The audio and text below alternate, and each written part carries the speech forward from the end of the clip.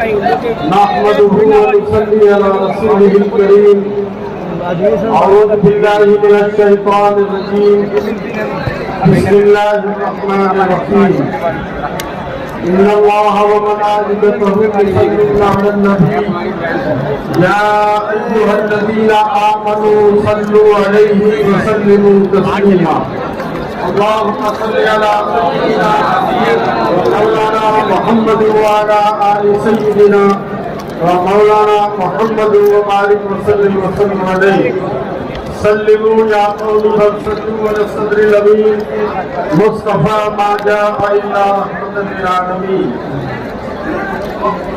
ملک کے بہت ہی تاریخی شہر پٹنہ کی سرزمین پر غالبیہ مسلم خسرو بورڈ کی تحریک پر امامت شریعہ کی حیات میں اور امیر شریعت حضرت مولانا احمد ولی رحمانی صاحب کی قیادت میں آج کا یہ عظیم الشان اجلاس اور کانفرنس اور اس میں شریک ملک کے مختلف حصوں سے تشریف لائے ہوئے قائدین اور 4-5 اسٹیٹ سے ایک بڑی تعداد میں تشریف لائے ہوئے توحید کے متوالوں، شمع رسالت کے پروانوں اور ہندوستان سے سچی محبت کرنے والے بزرگوں، نوجوانوں اور دوستوں، مجھے آپ سے بہت ہی سنجیدہ بھائی اب آپ ذرا پانی دینا تھوڑی دیر کو بند کر دیجیے، ہم لوگوں کی بات ہونے دیجیے۔ آپ نے بڑے بڑے لوگوں کی گفتگو سن لی، ہم فقیروں کی بھی کچھ بات سن لیجیے اور ذرا سنجیدہ رہیے۔ میں آپ سے 5-7 منٹ سے زیادہ کچھ نہیں کروں گا، لیکن دیکھیے ابھی تک ایسا لگ رہا تھا، معاف فرمائیے اگر آپ کو برا نہ لگے نوجوانوں، کہ آپ کسی جلسہ احتجاج میں شریک نہیں ہیں بلکہ آپ کوئی جشن منا رہے ہیں۔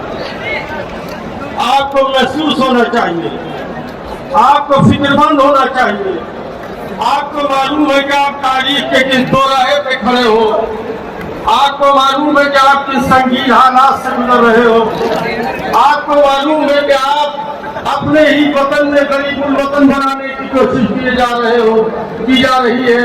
آپ کو احساس نہیں ہے کہ آپ کا مستقبل تاریخ کرنے کی سازشیں ہو رہی ہے اور پوری قیادت آپ کے لیے راتوں کو بے چین اور پریشان ہے۔ آپ اس گرمی میں اپنے گھروں کو چھوڑ کر یہاں تشریف لائے ہو، اگر آپ سنجیدہ نہ رہے، اگر آپ نے شعور کا ساتھ نہ دیا، اگر آپ نے فکر کے ساتھ ہماری طاقت نہ بنائی تو آپ کی یہ لڑائی آگے کیسے چلے گی؟ ابھی تو یہ جلسے ہیں، ابھی تو یہ تقریریں ہیں، ہو سکتا ہے کہ ایک بڑی لڑائی لڑنی پڑ جائے، ایک بڑی قربانی دینی پڑ جائے۔ اس ملک پر ایسے لوگوں کا قبضہ ہو گیا ہے کہ جن کا ایک قطرہ پسینہ بھی اس ملک کی ترقی، تعمیر اور آزادی میں نہیں لگا، اور ان لوگوں کو تکلیف میں مبتلا کر دیا گیا کہ جن کے باپ دادا کا پسینہ ہی نہیں خون اتنا بہا ہے اس ملک کو بنانے میں کہ اگر ایک مٹھی خاک ملک کے کسی حصے سے اٹھا کر اس کو نچوڑیے تو ہمارے باپ دادا کا لہو ٹپکتا ہوا نظر آتا ہے۔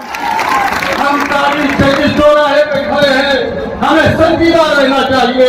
آپ کو معلوم ہے یہ وقت بل کیا ہے، یہ قانون کیا ہے؟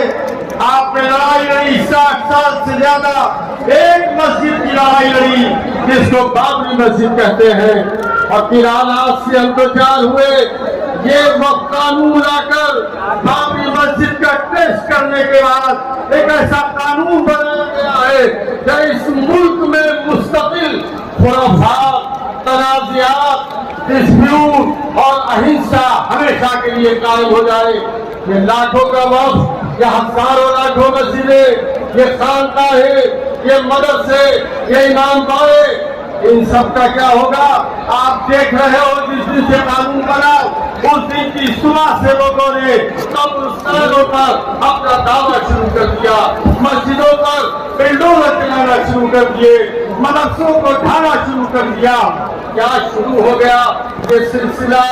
اگر زمین پر لگاتار شروع ہوا تو اس ملک میں کیا ہوگا؟ اگر یہ قانون لاگو ہو گیا ہر صبح کو کریے گاؤں گاؤں، دیہات دیہات، شہر شہر مافیا زمینوں کے کھڑے ہو جائیں گے اور اس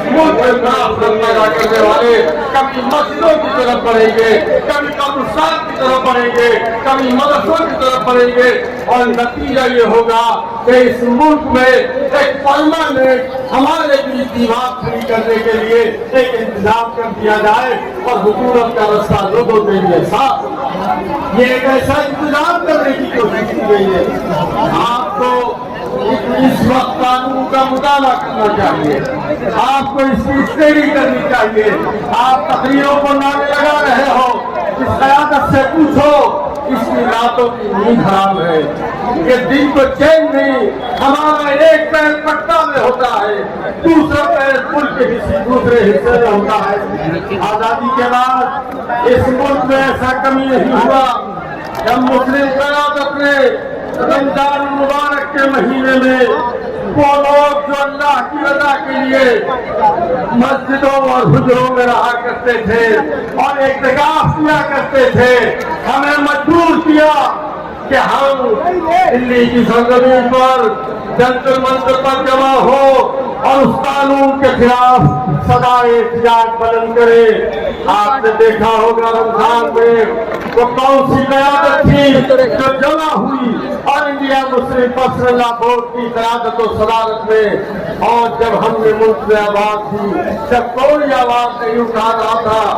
آج جلسے میں تقریر کرنا بہت آسان ہے، گفتگو کرنا بہت آسان ہے، اور یہ کام کرنا بہت مشکل ہے۔ سناٹا تھا، اس سناٹے کو مسلم قیادت نے دلی سے توڑا، اور جس دن سے ہم نے جنتر منتر پر دھرنا دیا اور اعلان کیا کہ اس ملک میں تحریک برپا کریں گے، الحمدللہ اس ملک میں تحریک ہم نے برپا کر دی۔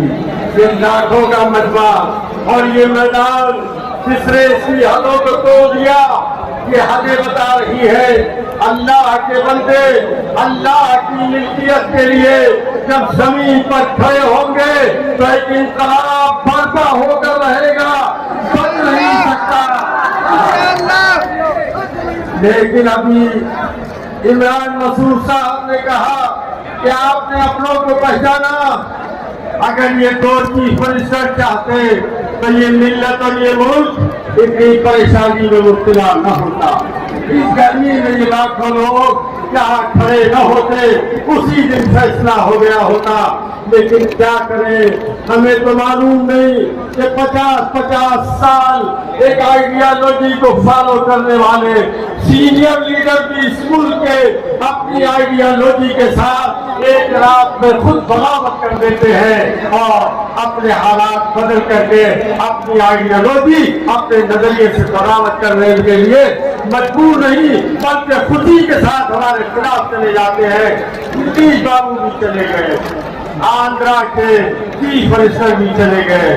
بہار کے لوگوں اس کو یاد رکھنا، تم مومن مسلمان ہو، تم اس ملک کے سچے شہری ہو، اس دن کو اس رات کو یاد رکھنا کہ جب 232 MP ہمارے فیور میں ووٹ دے رہے تھے اور ہم نے جن کے سر پر اپنے ووٹ سے آپ کے بہار کا وزارت اعلیٰ کا تاج رکھا تھا، ان کے لوگ ہمارے خلاف بول رہے تھے، اور آخرکار یہ قانون بن گیا۔ آنے والے وقت میں بتا دینا کہ وہ دن تمہارے تھے، اب ہمارے دن ہے، ہم نے تمہارے سر پر تاج رکھا تھا، اب تاج اتارنے کا وقت آ گیا ہے۔ اب تمہیں ہم غریب سے کھڑا کرتے ہیں۔ 2 منٹ میں بتا دوں اپنی بات ختم کر دوں گا۔ اب آپ کے وقت کی جائیداد کا فیصلہ ضلع ادھیکاری کے کرے گا۔ کون کرے گا؟ آپ کی وقت کونسل میں جو مسلمان ممبر ہوا کرتے تھے اب اس میں نان مسلم ممبر زیادہ ہوا کریں گے، آپ نہیں رہو گے۔ آپ کو معلوم ہے اتنا بڑا ظلم ہے کہ 5 سال تک کوئی مسلمان اب اپنی جائیداد کو وہی وقف کرے گا۔ کیسے بتایا جائے گا ہم 5 سال سے مسلمان ہیں؟ کیسے ثابت کریں گے ہم 5 سال سے مسلمان ہیں؟ مذہبہ خیز قانون ہے، ہنسی آتی ہے، اور ब्रिटिश बाबू ने तो ये कहा कि हमने कुछ अमेंडमेंट करा दिए, लेकिन जब वो बिल पार्लियामेंट में आया तो चोर दरवाजे से दो चीजें और शामिल कर दी गई। वो क्या चीजें थी? क्या चीजें थी? कबाइली मुसलमान अब वक्त अपनी जमीन का अल्लाह के नाम पर नहीं कर सकता, शामिल कर दिया गया।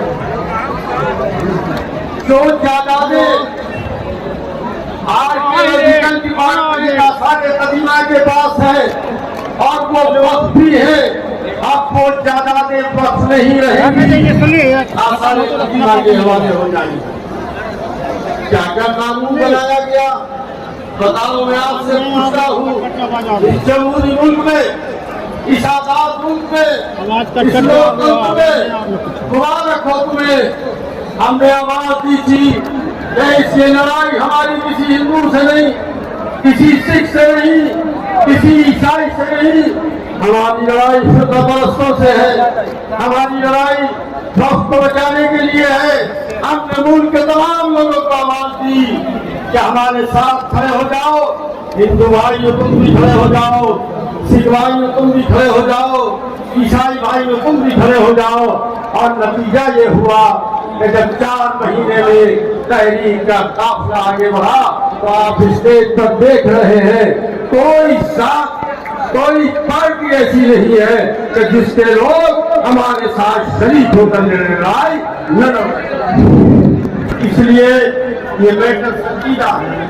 हज़रत अमीर शरीयत आज से 3 मरतबा गुजारिश की, आप बैठ जाओ।